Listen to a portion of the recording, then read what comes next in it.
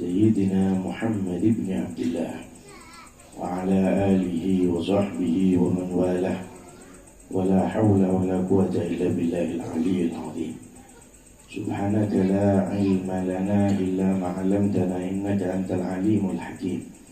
ورب اشرح لي صدري ويسر لي أمري واحلل عقدة من لساني يفقه قولي وسدد لساني واهدي قلبي بجاه سيدنا محمد وعلي.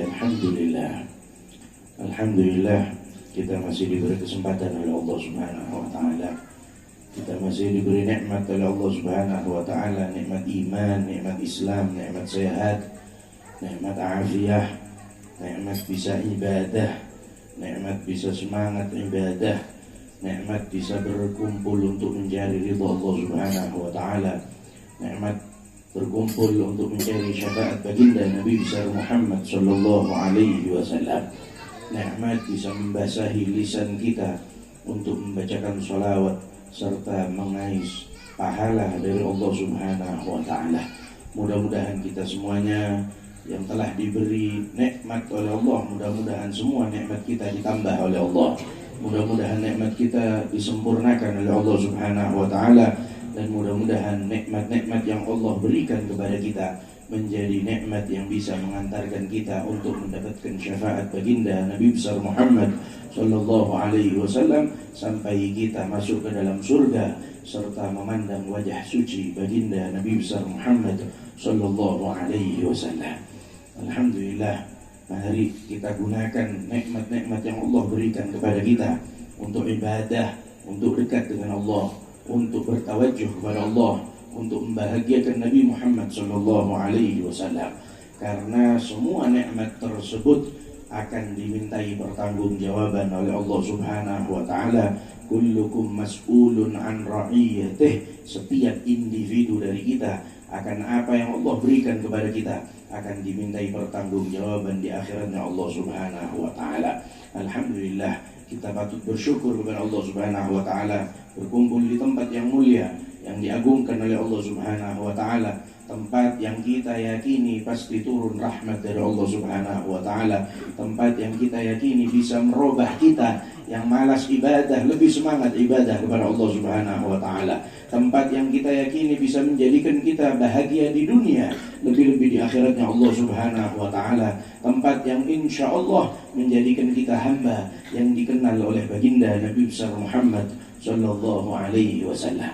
Alhamdulillah, kita dikumpulkan oleh Allah Subhanahu wa taala untuk mengenang orang yang mulia, orang yang agung, Al-Faqih Al-Muqaddam Muhammad bin Ali Ba'alawi.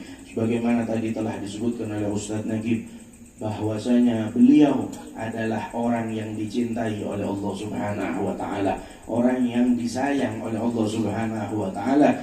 Tidak diakui seorang pecinta kecuali mengikuti jejak-jejak orang yang dicintainya. Kita mengaku cinta kepada beliau, harus kita mengikuti beliau di dalam ibadahnya, di dalam tawajjuhnya kepada Allah, di dalam dekatnya dengan Allah, di dalam semangatnya untuk mencari syafaat Nabi Muhammad sallallahu alaihi wasallam. Disebutkan satu perkataan dari Al-Imam Al-Faqih Al-Muqaddam Muhammad bin Ali Ba'alawi. Beliau menyebutkan, al-faqru fakhri wa ana aftakhir bih wa ala syaitani wan nafsi wa bihi wa ala syaitani wan nafsi antasiru. Katanya Al-Imam Al-Faqih Al-Muqaddam Muhammad bin Ali Ba'alawi, beliau menyebutkan sesungguhnya kemiskinan itu adalah kebanggaanku. Bukan berarti beliau ini miskin. Beliau ini orang kaya. Akan tetapi yang dimaksud miskin di sini, dunia tidak pernah menguasai hatinya. Sampai beliau berkata, wabihi aftakhir, aku bangga dengan kemiskinan tersebut. Padahal beliau orang kaya, sangat kaya. Beliau sangat kaya. Akan tetapi beliau mengatakan, saya ini fakir. Artinya dunia tidak pernah menguasai hatinya. Ini yang harus kita ikuti. Jadi harus kita mengikuti beliau sedikit demi sedikit.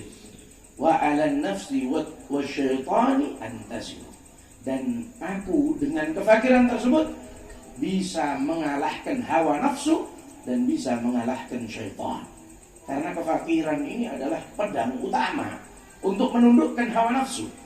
Ketika kita sudah mau menundukkan hawa nafsu, maka ibadah kita akan lebih semangat kepada Allah Subhanahu wa taala. Orang yang selalu mengikuti hawa nafsunya, orang yang selalu mengikuti rasa malasnya, maka dia akan jauh dari Allah Subhanahu wa taala. Semua orang ketika malas berubah, ketika tidak mau berusaha, maka dia tidak akan pernah mendapatkan hidayah serta rahmat dari Allah Subhanahu wa taala. Sampai Al-Imam Al-Faqih Al-Muqaddam berkata seperti itu tidak serta-merta perkataannya keluar begitu saja.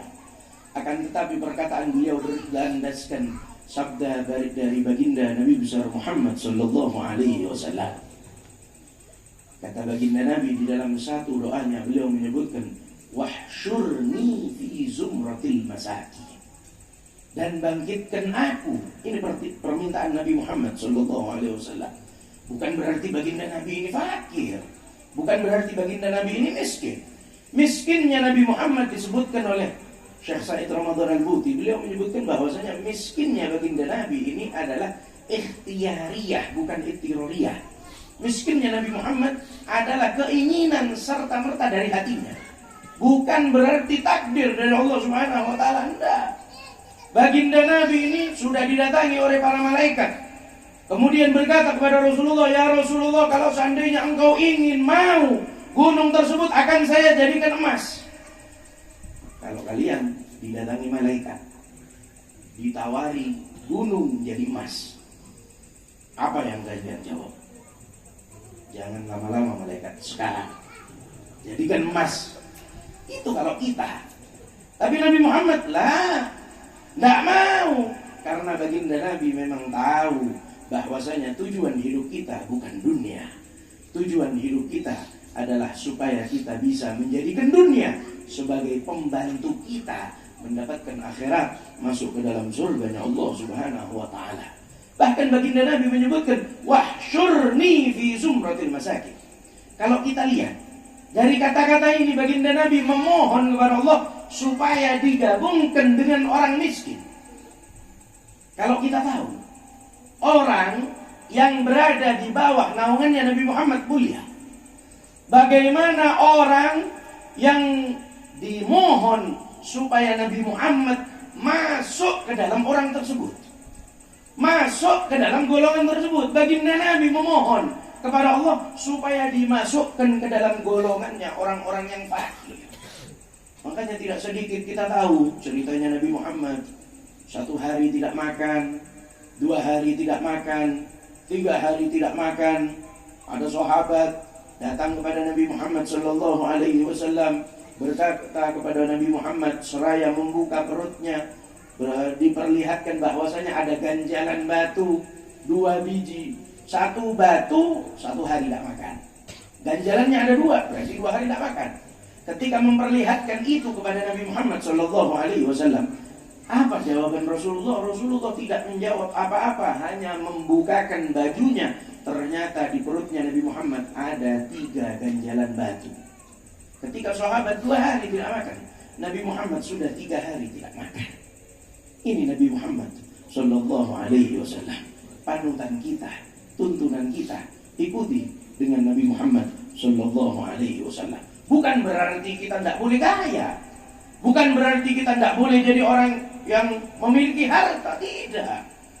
Memang betul di dalam Al-Quran disebutkan wala tansa nasibaka minad dunya, jangan lupa bagianmu dari dunia. Artinya di sini bukan berarti kita mati-matian cari dunia.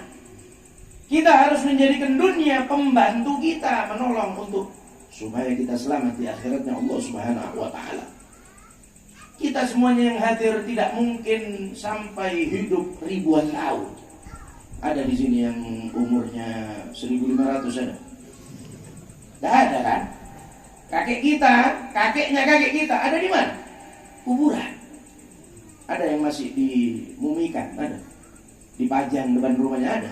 Tidak ada. sudah dikubur. Nah itu jadi tanda kita ini tidak lama. Bagiannya sudah ada catatan. Akan tetapi kita mohon kepada Allah, mudah-mudahan kita dipanjangkan umur oleh Allah. Mudah-mudahan kita dijadikan hamba yang semangat ibadah kepada Allah Subhanahu wa taala. Mudah-mudahan kita dijadikan hamba yang dicintai oleh Allah Subhanahu wa taala. Seperti itu. Makanya kita gunakan dunia kita untuk khidmah kepada orang-orang yang dicintai oleh Allah Subhanahu wa taala. La tahqiranna minal ma'rufi syai'an. Jangan sampai kita menyepelekan sedikit pun dari kebaikan. Nah, semuanya itu dihargai pahala oleh Allah Subhanahu wa taala. Walaupun sedikit, walaupun sangat sedikit. Semua kebaikan kita akan diberikan balasannya di akhiratnya Allah Subhanahu wa taala. Makanya kita di dunia, mari kita lebih semangat untuk ibadah kepada Allah Subhanahu wa taala. Kita mengadakan haul untuk mengenang mereka-mereka yang dekat dengan Allah Subhanahu wa taala. Mengenang mereka-mereka yang ibadahnya sangat istimewa kepada Allah Subhanahu wa taala. Bagaimana sholatnya, bagaimana ibadahnya, bagaimana tawajuhnya kepada Allah Subhanahu wa taala. Sebagaimana diceritakan bahwasanya Al-Imam Al-Faqih Al-Muqaddam Muhammad bin Ali Ba'alawi di antara wiridnya ini membaca la ilaha illallah Muhammadur Rasulullah sallallahu alaihi wasallam sebanyak 100.000 kali. Kalau kita kan suruh baca ratib patos kadang ini sudah ngoceh ya. Baca ratib haddad sudah ngoceh. Wirid Nabi sholat lama sudah gerak-gerak tak karuan sudah kita. Ini orang yang ingin bertawajuh kepada Allah, semua waktunya diberikan untuk Allah Subhanahu wa taala.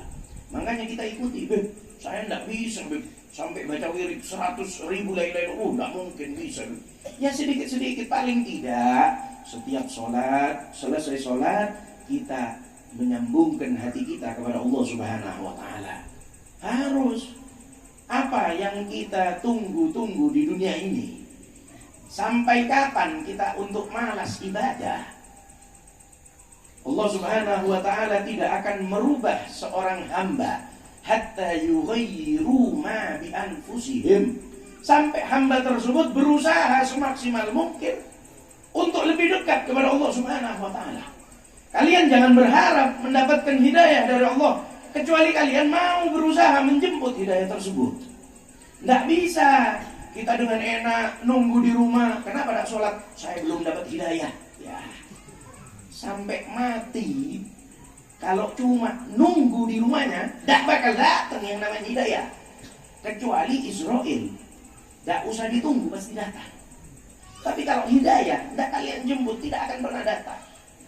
Sampai kita berusaha semaksimal mungkin, harus semaksimal mungkin. Sampai mujahadahnya orang-orang yang dekat dengan Allah Subhanahu wa taala, bagaimana sholat malamnya. Al-Imam Ali Zainal Abidin, sibtu Rasulullah sallallahu alaihi wasallam, cucunya baginda Nabi. Ini orang yang tahu kan dengan Allah, dekat dengan Rasul.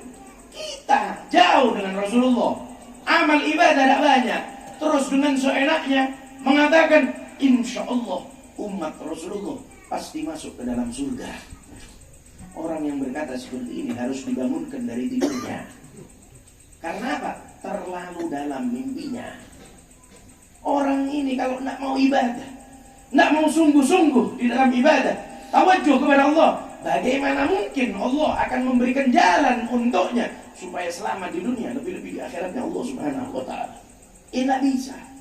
Akan tetapi kalau kita sudah membuat jalan, memperbaiki hubungan kita dengan Allah, memperbaiki hubungan kita dengan Nabi Muhammad sallallahu alaihi wasallam, maka Allah pasti akan memperbaiki hubungan kita dengan Allah Subhanahu wa taala. Akan mempererat hubungan kita dengan Allah Subhanahu wa taala. Wali-walinya Allah seperti itu.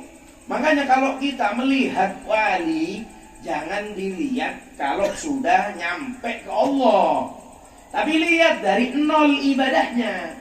Kalau kita kan ngambilnya, ngelihatnya itu kalau sudah jadi wali.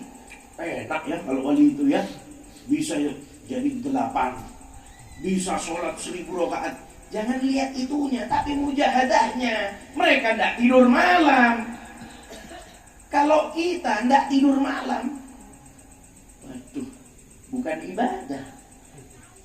Ada yang semalam suntuk setiap hari, tidak tidur malam di sini. Banyak. Yang tidak tidur malam, banyak.